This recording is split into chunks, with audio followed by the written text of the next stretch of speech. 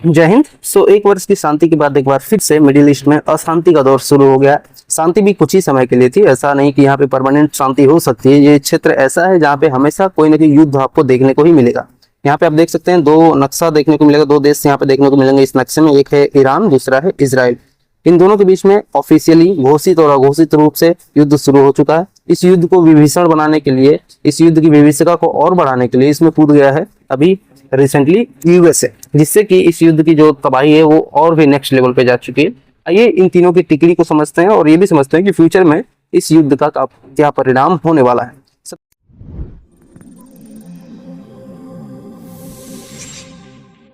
सबसे पहले हम लोग बात करेंगे इजराइल को लेकर के, क्योंकि युद्ध की शुरुआत इजराइल ने ही करी है। यहाँ पे आप देख सकते हो कि 13 जून के दिन इजराइल अटैक करता है ईरान की न्यूक्लियर फैसिलिटी पे, जो कि लोकेटेड है तेहरान की राजधानी के नीचे नतांज करके एक जगह है यहाँ पे। ठीक है, यहाँ पे इजराइल ने अटैक किया और तकरीबन 13,000 से भी ज्यादा जो सेंट्रीफ्यूग्स होते हैं उनको डिस्ट्रॉय कर दिया। सेंट्रीफ्यूग्स क्या होता है? तो सेंट्रीफ्यूग्स बेसिकली प्रोसेसिंग यूनिट होती है जो कि यूरेनियम को इनरिच करती है। यूरेनियम इनरिचमेंट प्लांट होता है। इनरिचमेंट क्या होता है? तो देखिए, जो भी हम जैसे मान लीजिए आप रोटी खाते हो, तो रोटी बनाने के लिए पहले आपको गेहूं को इनरिच करना पड़ता है। जो गेहूं खेत से निकला उसको डायरेक्ट नहीं खा सकते हैं, उसको पहले रोटी बनाएंगे। रोटी बनाने के लिए एक अलग प्रोसेस होती है। ठीक वैसे ही यूरेनियम जो है उसे यूज करना है। यूज करने का मतलब है कि यदि आप उसे न्यूक्लियर बॉम्ब बनाने वाला हो उसके लिए, या फिर आप उससे परमाणु शक्ति घर यानी कि न्यूक्लियर पावर प्लांट स्टेब्लिश करना चाहते हो, उसके लिए भी उसको पहले प्रोसेस करना होगा। जमीन से जो निकला है उसको पहले प्रोसेस करके आपको अच्छा बनाना पड़ेगा। ठीक है, तो यहाँ पे आपको देखने को मिलेगा 13,000 जो सेंट्रीफ्यूज से जो यही काम कर रहे थे, उसको नतांज में इजराइल ने अपने ड्रोन्स के द्वारा, अपने F-13 स्टेल्थ जेट्स के द्वारा और कई भी प्रिसीजन गाइडेड बॉम्ब्स के द्वारा बुरी तरह से नेस्तो नाबूद कर दिया है। ठीक है, अब इसका जो मुख्य कारण था तबाह करने का वो यही था। इजराइल ने कारण क्या बताया कि हमने क्यों तबाह किया? तो इजराइल ने बोला कि देखिए, ईरान जो है वो पास में पहुंच गया था, यानी कि ईरान जो है न्यूक्लियर कैपेसिटी को हासिल करने ही वाला था, और हम नहीं चाहते कि ईरान जो है वो न्यूक्लियर शक्ति देश बने, उसके पास न्यूक्लियर पावर आए। ऐसा क्यों कहता है इजराइल? तो इजराइल का ये मानना है कि जिस दिन ईरान के पास, ईरान के हाथ में न्यूक्लियर शक्ति आ जाएगी, उस दिन ईरान क्या करेगा? इजराइल का नेस्तो नाबूद मिटा देगा, पूरी तरह से खत्म कर देगा। जबकि आपको देखने को मिलेगा कि इतिहास में इजराइल और ईरान इन दोनों की दोस्ती मानी जानी थी, यानी कि जब इजराइल देश नहीं बना था तो इजराइल और ईरान की दोस्ती बहुत ही उच्च स्तर पर थी। जब इजराइल पहली बार देश बनता है तो इजराइल को देश की मान्यता देने वालों में से सबसे पहले ईरान का भी नाम आता है। बट ऐसा क्या हुआ जिससे कि आपको यहाँ पे देखने को मिलेगा कि इजराइल और ईरान के बीच में इतना भीषण युद्ध आज हो रहा है और ये दोनों एक दूसरे को देखना भी नहीं चाहते। ऐसा क्या हुआ उसके बारे में भी हम लोग अभी आगे के स्लाइड्स में कवर करने वाले हैं। ठीक है, तो ये रहा इजराइल का पक्ष जो कि इजराइल ने यहाँ पे बताया है। यहीं पे आप देखोगे कि इजराइल के जो सपोर्ट है वो यहाँ पे यूएस मिलिट्री भी कर रही है, यानी यूएसए ने भी यहाँ पे कई सारे जो सामान होते हैं यूएसए यहाँ पे पूरी तरह से सप्लाई कर रहा है, डिप्लॉय कर रहा है, मिलिट्री इक्विपमेंट्स भेज रहा है, ताकि इजराइल जो है वो इस युद्ध में पीछे न रहे। इजराइल अच्छे से इस युद्ध में बढ़ चढ़ के अपना हिस्सेदारी निभाए, अपनी भागीदारी निभाए। आईडीएफ ने भी ट्वीट करके बताया ये, हालांकि जब यूएस का B-2 बॉम्बर जब अटैक कर चुका था उसके बाद का ट्वीट है। अब आइए आगे बढ़ते हैं और समझते हैं हम लोग इसके पीछे का जो बैकग्राउंड जिसकी हमने बात करी। आप देखोगे यहाँ पे, तो यहाँ पे एक चीज आपको देखने को मिलेगी कि 1979 से पहले, जो ईरानियन रिवोल्यूशन होने से पहले का जो ईरान था वो पूरी तरह से सपोर्ट किया करता था इजराइल को, क्योंकि ईरान में तब पारसी लोग हुआ करते थे। पारसी किसे कहते हैं? तो पारसी जो ईरानियन लोग हैं, ठीक है, इन्हीं को हम लोग पारसी कहते हैं, जिनकी जो प्रसिद्ध किताब थी जिंदावेस्ता। ठीक है, इसमें ये लोग अग्नि की पूजा करते हैं। काफी सारी सिमिलरिटीज हैं हिंदू और पारसी के बीच में, पारसी धर्मों के बीच में। ठीक है, कई सारे हमारे ऐसे देवता हैं जिनके नाम आपको पारसी ग्रंथों में देखने को मिलेगा। बट क्या होता है कि 1979 में यहाँ पे ईरानियन रिवोल्यूशन होता है, जिसमें इस्लाम जो है वो पूरी तरह से कवर कर लेता है ईरान को। और यहाँ पे जितने भी पारसी लोग थे उनका वैसा ही हाल हुआ जैसा कि हिंदुओं का जम्मू कश्मीर में हुआ। जैसे हिंदुओं को वहां से भगा दिया गया, मार दिया गया, काट दिया गया, खत्म कर दिया गया, ठीक वैसे ही ईरान से पारसियों के साथ उनको मार दिया गया, काट दिया गया, उनके पूरे जो बिजनेस थे उनको हथिया लिया गया, भगा दिया गया। ऐसा जब होता है पूरी तरह से, जब इस्लाम यहाँ पे आ जाता है और इस्लामिक लोगों का शासन शुरू हो जाता है, उसके बाद से फिर हालात बदल जाते हैं। और जो इजराइल और ईरान के जो संबंध थे जो पहले थे, यानी कि दोनों के बीच में दोस्ती हुआ करती थी, वो दोस्ती बदल जाती है दुश्मनी में। ठीक है, और यहाँ से फिर आपको देखने को मिलेगा कि इन दोनों देशों को भी इसका खामियाजा भुगतना पड़ता है। फिर अभी यहाँ पे आप एक ट्वीट में भी देख सकते हो, honestly feels really sorry for both Israelis and Iranian, they both are very nice people, brilliant, ingenious, friendly, shame they are at war each each other. अब देख सकते हो कि ये भी वही कर रहे हैं कि पहले ये लोग कितना एक दूसरे के साथ सपोर्टिव थे, बट आज ऐसा कंडीशन आ गया है कि दोनों एक दूसरे को देखना नहीं चाहते, एक दूसरे के अगेंस्ट में है, न्यूक्लियर फैसिलिटीज को डिस्ट्रॉय कर रहे हैं, जिससे कि आज न कल लोगों का ही नुकसान होने वाला है। युद्ध में देखिए कभी भी आर्मी को उतना नुकसान नहीं होगा जितना कि आम जनता को नुकसान होगा, ठीक है। युद्ध से सबसे ज्यादा जो तबाही आती है वो नॉर्मल लोगों के जीवन पे आती है, ठीक है। तो ये चीज यहाँ पे आपको देखने को मिलेगी।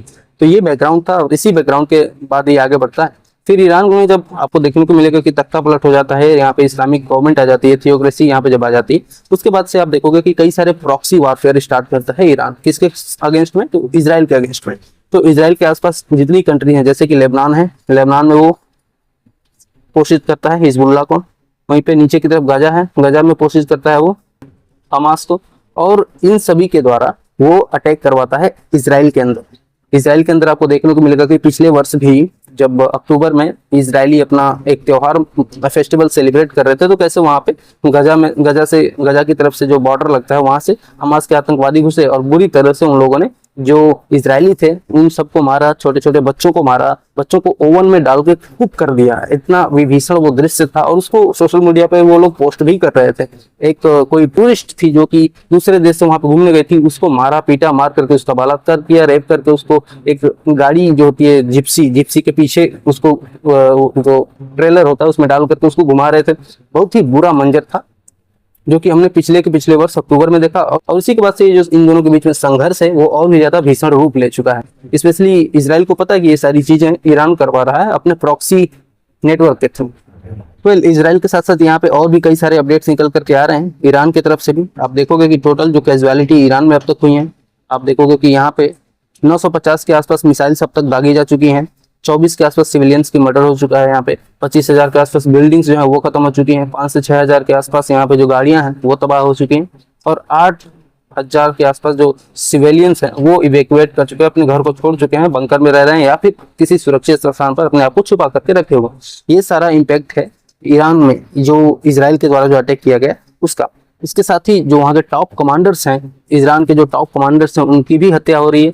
यहाँ पे आपको एक और भी कॉन्स्पिरेसी देखने को मिल रही है कि अभी यहाँ पे जो एक इम्पोर्टेंट IRGC का हेड था उसकी हत्या हुई, और इसमें कहा जा रहा है कि पाकिस्तान ने एक वॉच गिफ्ट करी थी इसको। हालांकि एक कॉन्स्पिरेसी है, बताया जा रहा है कि पाकिस्तान ने एक वॉच गिफ्ट करी थी जो कि एक रियल टाइम GPS लोकेटर था, जो कि वहाँ पे इसकी जो बघेरी की जो लोकेशन थी उसको एक्सपोज कर रहा था, और उसी का फायदा मोसाद ने उठाया और एकदम पिन पॉइंट डिसीजन के साथ इसको खत्म कर दिया। तो ऐसा भी निकल करके आ रहा है। हालांकि अभी भी ये कॉन्स्पिरेसी ही है, जैसे जैसे और भी रिसर्च होगी, जैसे जैसे और भी अपडेट्स आएंगी उसके बाद में सारी चीजें क्लियर होंगी। यहाँ पे आप देखोगे कि जो डिप्लोमेटिक और पॉलिटिकल फॉल आउट हो रहा है उसमें आप दोनों देशों की तरफ से यदि आप देखना चाहो तो आप देख सकते हैं कि यहाँ पे ईरान जो है वो बोल चुका है कि हम जो NPT है उसको छोड़ देंगे यदि इसी तरह से चलता रहा, क्योंकि आप देख सकते हो कि जो बड़े बड़े न्यूक्लियर फैसिलिटीज थे उनको तबाह कर दिया गया पूरी तरह से। और ऐसे में जो ईरान है उसकी बात भी लाजिम है कि कई ऐसे देश हैं जो अपने पास न्यूक्लियर फैसिलिटी रखे हुए हैं। कल को यदि ईरान के ऊपर हमला हो गया, न्यूक्लियर हमला हो गया, तो ईरान क्या करेगा? ये भी एक सोचने वाली बात है। और ऐसे में ईरान का कहना बिल्कुल जायज है कि मैं NPT वगैरह चीजों को छोड़ दूंगा, निकल जाऊंगा यहाँ से। वहीं पे आप दूसरी तरफ इजराइल को देखोगे, ये भी अपना जस्टिफिकेशन अच्छा दे रहा है कि भाई यदि कल को न्यूक्लियर फैसिलिटी आ गई तो ईरान के पास, तो वो शायद हमें ही खत्म कर दे, तो इसलिए हम भी नहीं चाहते कि ईरान जो है वो अपना न्यूक्लियर उसमें वो सक्सेस हासिल करे। तो ये सारी चीजें आपको देखने को मिलेगी। हालांकि इसमें अभी एंट्री हो रही है और भी अलग अलग पार्टी जो है वो निकल करके आ रही हैं, ट्राई कर रही हैं कि इन दोनों के बीच में जो सुलह हो सके, बट ऐसा देखने को तो नहीं लगता। आप देखोगे कि जो इन दोनों के बीच में सुलह का नाम है वो कहीं भी किसी भी तरह से होने से रहा है। वेल, थोड़ा सा NPT के बारे में भी जान लीजिए कि NPT क्या है। NPT बेसिकली एक ट्रीटी है जो कि साइन की गई थी 1968 में। यहाँ पे आप देखोगे ये साइन हुई थी 1968 में, और इसका जो मेन जो काम है वो है कि न्यूक्लियर उन लोगों के हाथ में सौंपना, या उन लोगों के हाथ में हो न्यूक्लियर फैसिलिटी जो कि इसे हैंडल करना जानते हो। यदि बंदर को आप चाकू दे दोगे तो अपना ही गला काट लेगा, ठीक है। तो इसीलिए इनका कहना है कि ऐसे लोगों के हाथ में हो जो कि सेंसिबल हो, जो कि चीजों को समझते हो। अदरवाइज जैसे कि अभी आप देख सकते हो कि नॉर्थ कोरिया यदि उसके हाथ में न्यूक्लियर बम है तो समझ लीजिए कि वो खतरा ही है, किसी के ऊपर भी मार देगा, कहीं भी वो उसका टेस्टिंग कर देगा। तो इन सारी चीजों को देखते हुए NPT ने यह डिसीजन लिया कि जो न्यूक्लियर फैसिलिटी है वो सिर्फ और सिर्फ जिम्मेदार लोगों के हाथ में होते हैं। यहाँ पे इसके 3 इंपॉर्टेंट पिलर्स हैं। पहला है नॉन प्रोलिफरेशन, यानी कि ऐसे देश जो कि कैपेबल नहीं है उनको रोकना, न्यूक्लियर इनरिचमेंट को अपने पास एक्सेस करने से, या न्यूक्लियर प्रोग्राम को या न्यूक्लियर वेपन्स को डेवलप करने से। दूसरा जो है इसका डिसआर्मामेंट, यानी ऐसे देश जिनके पास न्यूक्लियर फैसिलिटी पहले से है उनको बोलना कि भाई अपना न्यूक्लियर फैसिलिटी को कम करो, अपने जो न्यूक्लियर बॉम्ब्स हैं उनको आप डिसमेंटल करो।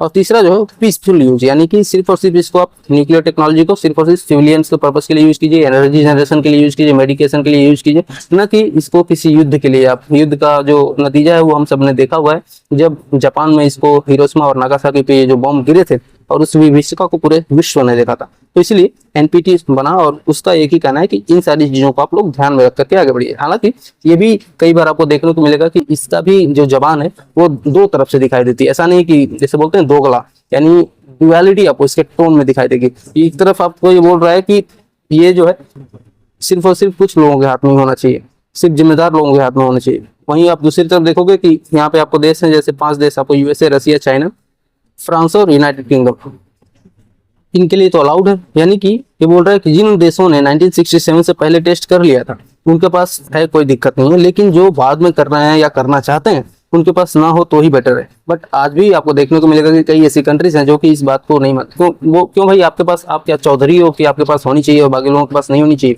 ये बात नहीं है। जिस कैपेबल है वो रखे, जो कैपेबल नहीं है वो ना रखे। साथ ही साथ इसका जो इससे रिलेटेड आप जो रेगुलेशन है वो तैयार कर सकते हैं कि इसको कैसे यूज करना है, कब यूज करना है, कब नहीं करना है, किस कंडीशन में आप यूज कर सकते हो। इन सारी चीजों को आप रेगुलेट जरूर करिए, लेकिन ये मत कहिए कि कौन नहीं रखेगा कौन रखेगा, क्योंकि आपके पास तो है ही और आप दूसरे को ज्ञान दे रहे हो कि आप मत रखो। तो ये सारी चीजें आपको यहाँ पे इसके टोन में ड्युअलिटी जरूर नजर आएगी। इसलिए इंडिया जो है वो इस चीज को अवॉइड करता रहा है शुरू से ही।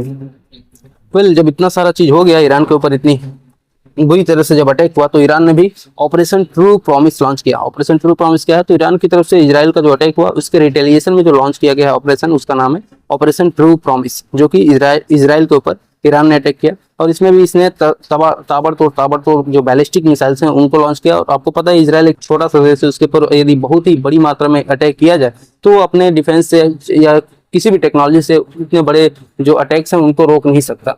और यही चीज आपको देखने को मिलेगी कि इसमें जो बैलिस्टिक मिसाइल्स थी, जो ड्रोन्स थे, उन सभी को तो रोकने में असफल रहा है इजराइल। ये बात इजराइल को भी मानना चाहिए और मान भी रहा है। वो सोशल मीडिया पे हमें देखने को मिल रहा है कि इजराइल में कई सारे ऐसे जगह देखने को मिलेंगी जो कि आपको पूरी तरह से तबाह हो चुकी हैं, चाहे वो हॉस्पिटल्स हैं, स्कूल्स हैं, इन सभी चीज़ों पे। क्योंकि जो ईरान की तरफ से जो टारगेट्स थे वो बहुत ही पिन पॉइंट और प्रिसीजन गाइडेड नहीं थे, इसलिए आपको इजराइल में जो तबाही देखने को मिलेगी वो बहुत ही रैंडम देखने को मिलेगी, न कि सिर्फ और सिर्फ मिलिट्री या फिर न्यूक्लियर फैसिलिटी, ऐसा कुछ नहीं। उन्होंने जहाँ देखा वहीं मार दिया और उन सबको रोकने में तो असफल रहा ही है। कुछ चीज़ों को रोक लिया बट सबको रोकने में असफल रहा है इजराइल। ये बात इजराइल भी एडमिट कर रहा है और वो भी आपको सोशल मीडिया पे आजकल देखने को मिल ही रहा होगा। वहीं पे खमैनी जो है, इनका ट्वीट देखते हो कि जैसे ही ये अटैक होता है फिर ये बोलते हैं कि the Zionist enemy is being punished, it is being punished right now. फिर ये बोलते हैं कि विक्ट्री कम्स फ्रॉम अल्लाह, ये फलाना फलाना फलाना फलाना ये सब बोल रहे हैं। तो इसीलिए इजराइल, आपको मैंने पहले भी बताया कि इजराइल का यही कहना है कि जिस दिन खमैनी यानी कि ईरान के पास न्यूक्लियर फैसिलिटी आ जाएगी उस दिन ईरान जो है इजराइल का नेस्तो नाबूद मिटा देगा, इसलिए हमने इसके ऊपर अटैक किया है। और यहाँ पे इनके ट्वीट से आप देख भी सकते हो कि कुछ वैसा ही आपको सुगंध और दुर्गंध आ रहा होगा।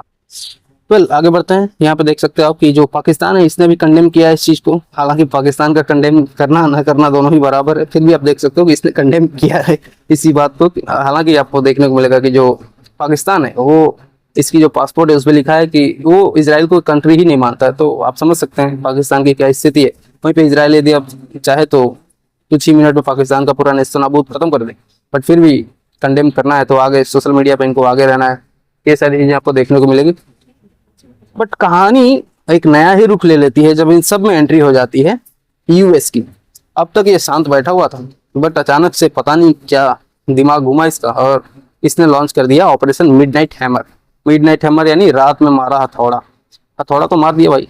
और आपको देखने को मिलेगा कि जो लोग मून के उसको फॉलो कर रहे थे ना, क्रिसेंट को, यानी कि किस दिन अमावस्या है किस दिन चांदनी है, इसको जो लोग फॉलो कर रहे थे वही सिर्फ इस बात को गेस कर पाए कि इस दिन अटैक होने वाला था। अदरवाइज आप देखोगे कि सबसे डार्केस्ट नाइट जो थी उस दिन अटैक किया है यूएस ने। और इसका जो रूट है आप देख सकते हो कि यहाँ से निकल रहा है, यहाँ से आ रहा है डिएगो गार्सिया, इंडियन ओशियन में डिएगो गार्सिया जो यूएस का बेस है, यहाँ से फिर ये निकलता है ईरान की तरफ और वहाँ पे अटैक करके 3 इंपॉर्टेंट जो आपको यहाँ पे देखने को मिलेगा कि साइट्स थे उन सबको तबाह किया। बुरी तरह से तबाह किया है। उसका वीडियो आप देख सकते हो कि कौन से बॉम्ब यहाँ पे इसने ड्रॉप किए थे। इस वीडियो में आप देखिए इसको डिटेल में। bomb is dropped from the aircraft. It can rely on its powerful kinetic energy to continue drilling down in the direction of the sharp warhead, just like a nail being driven into wood, without detonating immediately. At the same time, because its casing is made of high-strength materials, it can protect the internal structure from damage during impact. In order to achieve precise strikes, the delay fuse at the back serves to delay detonation until the penetrating bomb reaches the set depth, at which point it will detonate the explosives according to specific instructions. This design not only destroys enemy underground factories or laboratories, but also minimizes excessive और damage इस to attack को surface बहुत targets. ही बड़ा attack माना जा रहा है। माना क्या जा रहा है, आप देख भी सकते हो कि किस तरह से इसने तबाही मचाई है। और इसलिए भी इस चीज को बड़ा माना जा रहा है क्योंकि इसका एक कारण भी आप देख सकते हो कि कितना बड़ा यहाँ पे ये इवेंट है। एक बार इसको आप देखिए, टोटल 44 घंटे का कंटिन्यूअस फ्लाइट है, बीच में रिफिलिंग इन लोगों ने किया है, ठीक है। इसके साथ ही साथ जो पायलट्स हैं उनकी क्या हाल हुई होगी। एकदम पिन प्रिसीजन पॉइंट न्यूक्लियर जो साइट्स हैं उनको ही टारगेट करना, ना कि किसी और जगह पे टारगेट, क्योंकि ये जो V2 बॉम्बर्स है ये हैवी बॉम्बर्स हैं, यानी कि इनके पास जो बॉम्बिंग कैपेसिटी है वो पूरा जिला का जिला तबाह कर सकते हैं, इतनी इनकी कैपेसिटी होती है। और ऐसे में ये 2.1 बिलियन कॉस्ट वाले जो बॉम्बर्स हैं इनको हवा में लेकर के उड़ना, लेकर के सुरक्षित वापस आना बिना किसी के रडार में आए हुए, यानी कि इनको किसी ने ट्रैक भी नहीं किया। इनके ऊपर कोटिंग होती है एक स्पेशल चीज की उड़ने से पहले, ताकि ये जो है किसी के रडार में ना आ सके। तो ये सारी चीजें जब देखने को मिली तो समझ में आता है कि कितना बड़ा ऑपरेशन यूएस ने अभी कंप्लीट किया। और इसके लिए तो भाई मानना पड़ेगा कि यूएस जो है वो अपनी चीजों को नेक्स्ट लेवल पे ही रखता है। यहाँ पे आप देख सकते हो जो पूरा डिटेल है, यहाँ पे 3 इंपॉर्टेंट जो साइट्स थी, एक है फोर्दो, दूसरा है नतांज और तीसरा है इस्फहान। यहाँ पे जो स्पेशली जो न्यूक्लियर इनरिचमेंट प्रोग्राम्स थे, न्यूक्लियर फैसिलिटीज थी, उन्हीं को टारगेट किया और पूरी तरह से इनको डिस्ट्रॉय कर दिया, जो कि वीडियो में आप लोगों ने अभी देखा। और इससे ईरान का जो न्यूक्लियर प्रोग्राम है वो तकरीबन 10 से 15 वर्ष या 20 वर्ष आप मान सकते हो कि पीछे जा चुका है, क्योंकि इसको बनाने में, फिर से इन चीज़ों को बनाने में इसे बहुत ही ज़्यादा समय लगने वाला है। क्यों ऐसा बोल रहे हैं, क्योंकि आप देख सकते हो यहाँ पे जो इसका ये वाला जो फोर्दो वाला सेंटर था ये सबसे प्रोटेक्टेड माना जा रहा था, ठीक है। 2006 में ये बनना शुरू हुआ था और 2012 तक ये फंक्शन करना स्टार्ट कर दिया था। 90 मीटर के अंदर, यानी जमीन से 90 मीटर के अंदर इसको बनाया गया था। फिर भी जो बंकर बस्टिंग बॉम्ब्स हैं इन लोगों ने इसको पूरी तरह से तबाह कर दिया। और इसी की वजह से इसको फिर से अपने इन सभी चीज़ों, क्योंकि ये पूरा जो प्रोग्राम होता है न्यूक्लियर का जो प्रोग्राम होता है उसमें बहुत ही ज़्यादा प्रिसीजन चाहिए, बहुत ही ज़्यादा इसके लिए सेफ्टी चाहिए। अदरवाइज यदि आप इसे नॉर्मली बनाना चाहें तो ये इतना सक्सेसफुल नहीं होगा। यदि आप सक्सेसफुल प्रोग्राम बनाना चाहते हो तो उसके लिए आपको बहुत ही ज़्यादा प्रिसीजन के साथ ही आगे बढ़ना होता है। और ऐसे में एक बार जब ये पूरी तरह से चीज़ें तबाह हो चुकी हैं तो यहाँ पे आपको देखने को मिल रहा है कि जो ईरान है उसे फिर से 10 से 15 वर्ष लग जाएंगे इन चीज़ों को अचीव करने में, एक नया कैपेसिटी इंस्टॉल करने में। IAEA international atomic energy agency, इसने भी अभी रिसेंटली ट्वीट करके बताया कि जो फॉलोइंग अटैक हुए हैं V2 बॉम्बर्स के द्वारा, इसमें अभी किसी तरह की लीक जो है वो नहीं सामने नजर आ रही है। और जैसे ही चीज़ें या फिर और भी ज़्यादा जो डाटा अवेलेबल होगा इंटरनेट पे, तो हम और भी ज़्यादा चीज़ों को रिलीज करके बाकी लोगों को बताएंगे। यहाँ पे अभी तक कोई भी रेडिएशन और या इन सब चीज़ों का साइन नहीं नजर आ रहा है। यहीं पे आप देख सकते हो जो इम्पोर्टेंट जो लोकेशंस थी, इन लोकेशंस की आप हाल देख सकते हो। एकदम बुरी तरह से इसको क्षतिग्रस्त किया गया है। ये जो हाई रेजोल्यूशन इमेजेस है ये निकल करके फोर्दो से सामने आ रही है।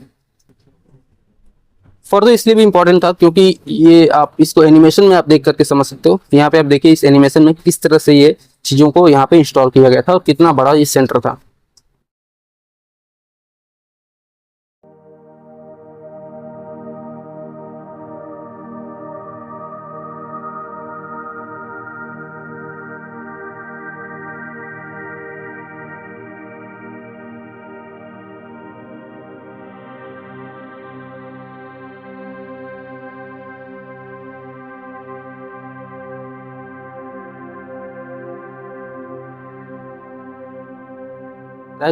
और इसीलिए जो ये सेंटर डिस्ट्रॉय हुआ है, ये माना जा रहा है कि ये जो है फिर से इतना हासिल करने में ईरान को कई वर्ष लग जाएंगे। हालांकि ऐसा भी बताया जा रहा है कि ईरान ने जो उसकी इंपॉर्टेंट या काम की जो चीजें थी न्यूक्लियर से रिलेटेड, उन सभी चीजों को अटैक से पहले ही निकाल लिया था। उसे भी कुछ इंटेल मिली होंगी जिसकी वजह से उसने अटैक से जस्ट पहले ही इन सारी चीजों को वहां से वापस निकाल लिया था। इसके साथ ही इंटरनेट पे कुछ इंपॉर्टेंट मीम्स भी चल रहे हैं। आपको देखने को मिलेगा कि जो स्क्रिप्ट है वो यहाँ पे लिख रहे हैं नरेंद्र मोदी और उसको फॉलो कर रहे हैं ट्रम्प। तो जैसा हम लोगों ने पाकिस्तान के साथ किया, किराना हिल्स इज गॉन, वैसा ही यहाँ पे ट्रम्प कर रहे हैं फारदो इज गॉन। किसी ने लिखा कि everybody is gangster until the sky start missing pixel. यहाँ पे बात हो रही V2 बॉम्बर्स की। ये जो पिक्सल्स होते हैं, जब ये आप कंप्यूटर में अल्ट्रा जूम या आई जूम करेंगे तो इस तरह से पिक्सल जो है वो फटने लगते हैं। तो किसी ने लिखा कि जब आसमान में पिक्सल फटने लगे तो समझ लीजिए कि सारे गैंगस्टर खत्म हो चुके हैं और असली गैंगस्टर अराइव कर चुका है।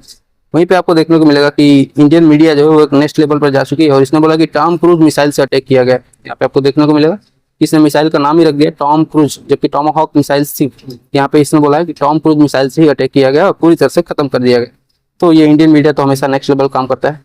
कुछ ऐसे भी लोग हैं जो रो रहे हैं ट्विटर पे, इनका रोना भी वाजिब है क्योंकि ये लोग हमेशा रोते ही रहते हैं। यहाँ पे राजदीप सरदेसाई हैं जिनका ये कहना है कि जो अटैक हुआ है इसराइल के ऊपर, इसराइल के हॉस्पिटल्स के ऊपर, गाजा के हॉस्पिटल्स के ऊपर, वो अमानवीय है। तो हाँ, ये बात तो अमानवीय है ही, लेकिन इस बात की शुरुआत कौन कर रहा है? इसराइल तो शांति से अपना त्यौहार मना रहा था, उसके आप ही लोगों ने उसे पोक किया। पोक करोगे तो वो काटेगा ही। जो ततैया होती है उसके छत्ते में यदि आप हाथ डालेंगे तो ततैया ये थोड़े कहेगी कि भाई मैं आपको नहीं काटूंगी, आप हाथ डालोगे तो वो काटेगी। तो यही बात है, ये चीज़ समझना चाहिए। तो ये था एक टोटल डिस्कशन यूएसए, ईरान और इसराइल कॉन्फ्लिक्ट के बारे में। मिलेंगे किसी अगले वीडियो में, तब तक के लिए जय हिंद।